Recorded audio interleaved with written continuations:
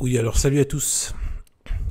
Euh, donc ceci est bel et bien une attaque, ou plutôt une contre-attaque. Voilà, je veux contre-attaquer et critiquer donc ces anti-CD vacantistes, parce que je suis un CD vacantiste. Je suis donc simplement un catholique. Voilà. Comme tous les CD vacantistes, non unacum, et qui veulent rester dans une église propre et qui ne pue pas l'hérésie, la bouffonnerie moderniste et les miasmes du monde gauchiste, républicain et maçonnique. Comme c'est le cas avec l'institution vérolée depuis Vatican II. Eh bien, on a donc ces anti-CD vacantistes qui sont sortis du bois et qui ont attaqué, qui ont critiqué. Donc, ce sont des adversaires, et je dirais même des ennemis. Ce sont nos ennemis. Ils nous attaquent. Ils sont sortis du bois. Ils ont attaqué. Donc maintenant, il faut faire des réponses systématiquement. Il y a déjà d'autres qui répondent. Hein. Je suis pas le seul, mais il faut le faire. Voilà. Ce sont des attaques, ce sont des agressions, ce sont des gens qui veulent barrer la route à la vérité qui est maintenant dans, si je puis dire, le réseau CD vacantistes. Donc, ils doivent se prendre des contre-attaques et des plus sévères qui soient. Surtout que ce sont souvent des pitres et des rien du tout en fait qui osent venir parler.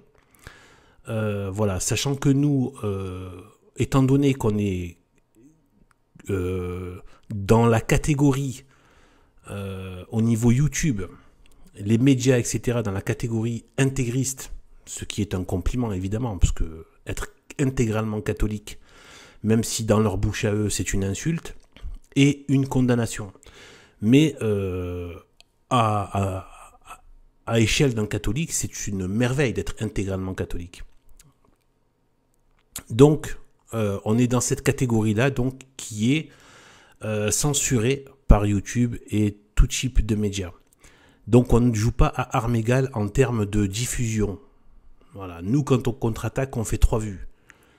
Et eux, comme ils sont du monde et que du coup, ils ne perturbent pas le monde, eh bien, ils ont plus de capacité à être vus, tout simplement. Donc oui, ce sont des contre-attaques. Il faut de temps en temps faire ces contre-attaques. Voilà, j'ai parlé du fait qu'on était dans la catégorie intégriste, mais moi c'est encore pire parce que bon, je rajoute la catégorie. Je pense que c'est celle qui est le plus la plus dangereuse pour le système, c'est-à-dire sur la cosmogonie et la cosmologie. Voilà. Et donc l'astronomie, et à savoir donc la vérité de la Terre plate, de la voûte céleste, extrêmement ferme, comme de l'airain, du métal, du bronze. C'est pas dit que ce soit ainsi, c'est dans le sens oui, c'est de l'ordre du métal extrêmement impénétrable. Voilà, et donc voilà, donc moi je rajoute ça, voilà, plus tout le reste, bref, voilà, donc forcément, même si, mes contre-attaques, elles n'ont pas l'écho, et du coup, ces gens-là ne me répondent pas, et ne me contre-attaquent pas, ne me contre-insultent pas, parce que je fais pas assez de vues. Donc eux, ils voient le nombre de vues que je fais, donc du coup, ils se disent ça vaut pas le coup de lui faire de la pub. En fait, c'est ça.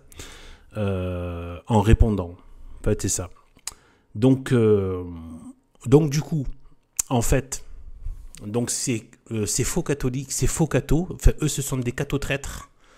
Des cathos-traîtres. Nous avons donc cette espèce de stagiaire du Vatican, donc Lavagna, qui sort à peine de la puberté, qui vient donner des leçons à tout le monde, parce qu'il a quelques diplômes ou quelques torchons qu'il a sortis de je ne sais quelle école d'hérésie. Donc en fait, voilà, donc lui, en fait, là j'ai remarqué un truc ces derniers temps, en fait, ces derniers temps, j'ai remarqué un truc. C'est-à-dire que là, en ce début de mois de mai 2024, on est au début du mois de mai 2024, et en fait, vous savez, donc, comme on suit tout ça, voilà, de temps en temps, donc YouTube met ça dans la page d'accueil. Donc, je tombe sur leurs vidéos, des fois, qui sortent. Bon, évidemment, je regarde pas, mais je vois juste les titres. Donc, et en fait, j'ai vu comme un fil conducteur, si vous voulez. Il y a un fil conducteur. Le hasard, là, il n'y a pas de place pour le hasard. Ça parle, ça dit des choses. Ça parle, il y a quelque chose qui est en travail. Quand on recoupe les éléments, comme dans une enquête, etc., on recoupe les éléments. Et en fait, on voit une espèce de synergie de comportement. Et ça parle, ça dit des choses sur ce qu'ils sont, sur leur état, etc. Et à quel point ils sont étrangers à la vérité. Chose qui est la base de tout. Le catholicisme, tellement lié à la vérité. Voilà, parce que c'est la foi, et vous savez, voilà. Bref, il y a tellement de références là-dessus. Eh bien, voilà. Donc en fait, regardez. Donc là, d'abord, j'ai juste 3 images. Hein, donc ça, c'est YouTube. Donc regardez. Réponse à un athée sur l'existence de Dieu. Réponse à un athée sur l'existence de Dieu qu'il fait en partie avec un gars là. Bon, ça doit être un conciliaire. Il n'a pas l'air très au jus. Des choses. Il a l'air un peu, voilà, le côté système, un peu dans le côté moutonisme. Mais bon, il a l'air gentil, mais voilà. Par contre, Lavagna, lui, c'est un agent. Voilà. Un agent, bon, comme en fait, vous savez, ça, c'est des rapports diplomatiques pour humilier l'ennemi. C'est-à-dire qu'en fait, ils veulent même pas nous envoyer des gens qui ont une certaine stature. En fait, pour humilier l'ennemi, ils leur envoient excusez-moi du terme, mais c'est la réalité, ce sont des têtes de con, en fait. Voilà, pour faire vite, hein, je la fais à la Marseillaise, rapidos, des têtes de con. Donc voilà, donc en gros, voilà, c'est un peu comme, vous savez, la Macronie a envoyé une certaine, je sais plus qui, hier, une dame contre une dame qui a la gueule de la bêtise. Tu vois, voilà, il y en a qui le portent sur leur figure.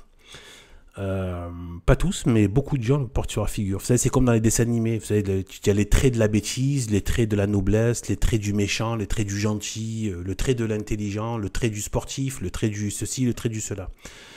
Donc en fait, si vous voulez, en fait, vous voyez, donc Bardella. Attention, Bardella, c'est qu'un pion du système. Ça fait partie du même sketch qui se joue depuis les années 80 avec Mitterrand et Le Pen, etc. En fait, c'est le même sketch qui se joue. Voilà, bref, je ne vais pas rentrer là-dedans. Mais c'est pour dire que dans ce jeu-là, qu'ils ont mis justement pour décrédibiliser Bardella, en fait, ils lui mettent une dinde à 3 de QI et qui est nulle, en fait. Et qui est nulle. Ça, c'est une façon de ne pas respecter l'adversaire. Donc, en fait, parce que comme dans le sport, en fait, dans le milieu professionnel aussi, ça se fait, ça. On te met dans les pattes des gens qui ne valent rien. On te les met soit au-dessus de toi pour te faire craquer. Ou à égalité. Ou on leur donne plus de pouvoir, etc. pour te faire craquer, pour t'humilier. Mais dans le mauvais sens du terme. Dans le sens, voilà, c'est pas une voilà. C'est dans le sens, voilà, voilà, c'est malicieux. C'est de la malice derrière. Et donc assez démoniaque, hein, comme il y a beaucoup de pervers très démonisés dans le milieu professionnel, dans le travail, surtout selon certaines branches. Et donc voilà, donc du coup, et bien en fait, parce que les gens, la religion ne s'arrête pas à la porte, hein, au seuil de la porte ou quoi, ou dans les temples. La religion, c'est la vie. Les choses surnaturelles, quand on a le péché, les gens viennent, même dans tous les milieux, ils viennent avec ce qu'ils sont. Il y a plein de gens qui ont des liens démoniaques, qui ont nourri des tas de liens démoniaques, des tas de péchés, etc. Et du coup, ils ont des psychiatries, des psychologies de semi-démons, quoi. Et bien en fait voilà, donc soit dans le milieu professionnel, politique ou d'autres, bien en fait et même dans le milieu de la guerre, quand il y avait des royaumes qui étaient soumis, on leur mettait comme chef, pour les humilier, le chef de l'empire, enfin, le gouverneur de l'Empire, on mettait un espèce de gros débilou, un homme de faible dignité, quoi, et de nullité. Ouais. Ça c'est fait en fait c'est fait exprès. C'est fait pour ne pas pour enfermer l'ennemi dans une catégorie dégradée.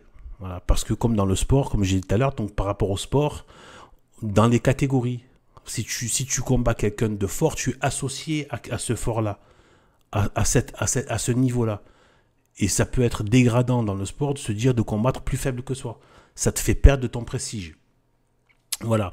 Donc en fait, le fait qu'ils envoient Mathieu Lavagna, que c'est ça, si vous voulez, voilà, où tu vois la tronche d'Arnaud Dulouche, tu vois, d'un coup, tu vois que, voilà, tu vois qu'en fait, ça va pas. Tu vois, on te respecte pas, en fait, tu vois, on t'envoie, voilà. Et donc, c'est le but. Le but, c'est ça. Donc, il faut pas rentrer dans ce jeu-là. Ce sont juste des stagiaires et des petits nuls du Vatican. Ce ne sont pas les cerveaux démoniaques qu'il y a au Vatican. Mais ce sont des petits zélotes de l'hérésie au service du Vatican. Donc en fait, il faut les traiter ainsi. Et donc voilà, regardez ce qu'ils font. Donc du coup, regardez ce qu'ils font. Donc voilà, réponse à un athée sur l'existence de Dieu. Donc, leur souci, c'est de parler à l'athée, donc aux athées. Ensuite, Lucifrère Alain. Quand le Coran parle de la Sainte Trinité. Petit entretien du frère Alain. Numéro 473. Là, c'est récent, ça. C'est début de mois de mai 2024. Quand le Coran parle de la très sainte Trinité. Pour rester poli, mais qu'est-ce qu'on s'en contrefiche? Mais qu'est-ce qu'on s'en contrefiche du Coran? Qu'est-ce qu'ils disent? Qu'est-ce qu'ils parlent? Mais c'est quoi ce délire, en fait? Dans quel délire ils sont? Ils sont dans le délire de la dinguerie Vatican II, etc., du dialogue interreligieux, de blablater avec les autres cultes, de l'œcuménisme, etc. et tout. C'est de la dinguerie. Qu'est-ce qu'on s'en tamponne de ce qui a marqué dans ce livre faux et qui n'est pas de Dieu et qui a été un ennemi avéré de l'Église et qui appelle en plus dans ce livre à tuer les chrétiens. Donc en fait, il y a des passages extrêmement clairs là-dessus. Donc qu'est-ce qui vient pas de la Sainte Trinité dans le Coran? Donc regardez à quoi ils sont occupés. Ces gens qui nous attaquent, les sédévacantistes. Quand il ne parle pas de nous, regardez de quoi il parle. Catholique, et ensuite, donc, nous avons Lucifer Raffray. Donc, lui, pendant le carême, il n'a rien trouvé de mieux à faire. J'ai fait une vidéo que de faire une vidéo sur la boxe.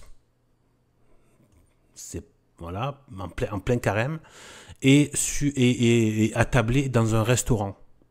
Bon petit resto pendant le mois du carême. C'est une façon peut-être de donner l'exemple chez ces soi-disant prêtres. Pour moi, c'est juste un laïc, hein. C'est monsieur tout le monde dans la rue, Raffray. C'est rien d'autre. Voilà, il n'y a pas de abbé, il n'y a pas de père, il n'y a rien du tout. Il y a monsieur un tel, Raffray. Voilà. Je croise un gars dans la rue, c'est pareil. C'est un laïc, en fait. Donc, en fait, regardez ce qu'il y a. Catholique vs protestant, ce qui nous divise. Voilà. Donc, vous voyez, là, j'ai vu le fil conducteur. Alors, ça va parler aux athées, ça va blablater, ça va parler de l'islam, ça va parler de la question des protestants. Il y a un fil conducteur, tout cela n'est pas anodin. Il y a des choses qui sont en travail et il y a un fil conducteur. Donc en fait, c'est exactement ce qui leur pend au nez. Dans un premier temps, ce que je veux dire, c'est qu'ils n'ont pas la vérité. Du coup, ils sont toujours en train d'essayer de blablater, exactement comme les gauchistes qui n'ont pas la vérité, donc ils sont toujours en train de blablater, de vouloir faire de la dialectique et de la discussion pour essayer de trouver la vérité par les échanges, la discussion, etc. Nous, on a la vérité. C'est pour ça qu'on n'est pas des blablateurs, qu'on n'a pas pour idéologie le dialogue, le blabla, les débats, les discussions, etc. On a la vérité, elle nous a été transmise, elle nous a été révélée, donnée par la Sainte Église de manière explicitée, par le catéchisme et par la vie des saints, etc. Et ensuite, ben voilà, elle nous est donnée aussi par notre pratique, hein, parce que notre degré de foi augmente, tout ça selon notre pratique, de vertu, etc. Donc ça nous est donné, et nous, notre travail, c'est de nous conformer. Donc c'est sûr qu'il n'y a pas trop de place pour l'ego ou pour l'orgueil intellectuel. Et c'est tant mieux. Il n'y a pas trop de place pour ça. Tu as une vérité, tu dois t'y conformer. Ça veut dire que tu n'as pas la vérité et que tu es très en dessous. Donc ça veut dire que je suis un ignorant qui tend vers le mal. Donc il faut que j'aille vers la vérité et qui me tend vers le bien par les vertus. D'accord? Et bien justement, il ne parle pas des vertus. Fonction, normalement, c'est d'amener à la sanctification des âmes. Les hommes de religion sont censés travailler à la sanctification des âmes. Et donc, les vertus. Tout cela, voilà, eux, ils sont donc ils sont dans ce truc gauchiste comme les gauchistes, ils n'ont pas la vérité. Les marxistes n'ont pas la vérité. C'est pour ça que les marxistes ont inventé ce qu'on appelle le marxisme culturel avec la dialectique permanente. C'est de ça que ça vient, le dialoguisme, le blabla, le débat, le machin, etc. Les machins, les échanges, les rencontres, faire se rencontrer, faire se confronter, etc., etc. Ça vient de là, ça vient de cette dialectique maudite, parce qu'il n'y a pas la vérité. Et à la fin, eux-mêmes finissent par vous dire, il n'y a pas de vérité. Finalement, tu ne fais que l'inventer en permanence. Donc en fait, voilà. Donc ça, c'est déjà la première chose. Ils n'ont pas la vérité, du coup, ils ne prêchent pas la vertu. Et du coup, en fait, ils sont là, ils sont pris dans ce délire de dialoguisme, de blabla, de débat de machin, etc. Ils oublient juste une chose, c'est qu'il n'y a personne, en fait, dans les églises. C'est ça le problème. En fait, ce sont comme des coquilles vides, en fait. Ils font croire qu'il y a un œuf, mais en fait, il n'y a que de la coquille, en fait. Oui, d'accord, catholiques, protestants, dans le Coran, je sais pas quoi. Oui, les athées, mais les athées sont une entité virulente aujourd'hui. Les musulmans sont une entité virulente aujourd'hui. Les protestants, même si, alors là c'est un peu plus compliqué parce que les protestants, le plus gros aujourd'hui de la lèpre protestante, ce sont les évangélistes. Donc ça, il faudra que j'en parle. En gros, les protestants, ce sont ceux qui se disent vraiment protestants. En fait, il y a une logique de classe chez les protestants, dans le protestantisme. Ceux qui se disent vraiment protestants, ce sont les classes dominantes, les couches bourgeoises qui ont de l'argent et du pouvoir social. Du pouvoir, ils ont de l'influence et de l'argent. Donc les protestants, ceux qui se disent vraiment protestants. Et en gros, il y a une sorte de protestantisme version populaire, ce sont les évangélistes. En gros, ce sont les populos, la populace protestante, c'est les évangélistes. Voilà. Donc en fait, ce sont des protestants. Les évangélistes sont des protestants. Ils ont exactement le même logiciel que Luther, etc., etc. Et donc, c'est juste qu'il y a une division de castes. Tu as la caste protestante en chef, donc ils s'appellent les protestants, donc ce sont les bourgeois, comme j'ai dit. Et ensuite, vous avez les classes populaires, c'est les évangélistes. Voilà, donc en fait, des protestants. Donc en fait, le protestantisme avec les évangélistes, c'est une entité virulente, massive et agressive. D'accord ? Donc, mais par contre, elle est où l'entité virulente et vivace de cette fausse église, de cette institution corrompue du Vatican? Ils sont où les catholiques virulents, les catholiques vivaces et vivants, qui savent ce qu'ils sont, qui savent où ils veulent aller et qui défendent ce qu'ils sont et qui défendent où ils veulent aller? Eh oui, là ça change tout. là on a une bonne petite dose de claque de vérité. D'accord? Donc en fait, le pire, c'est qu'ils parlent. En fait, en fait, c'est un débat qui n'a même pas. Enfin, c'est bref. Mais ensuite, le deuxième aspect à voir, c'est ce qui leur pend au nez. Voilà. Par rapport au fil conducteur, c'est qu'ils n'ont pas la vérité, donc ils sont pris dans ça. Ce sont des coquilles vides qui font comme s'ils avaient le contenu de l'œuf, mais en fait, ils n'ont que la coquille. Et en fait. Là, ce que j'ajoute maintenant, c'est que le fil conducteur dit que, en fait, c'est ce qui leur pend au nez. Je vais revenir, vous allez comprendre. Athéisme, question de l'athéisme, Coran islam, protestant. Protestant, Coran islam,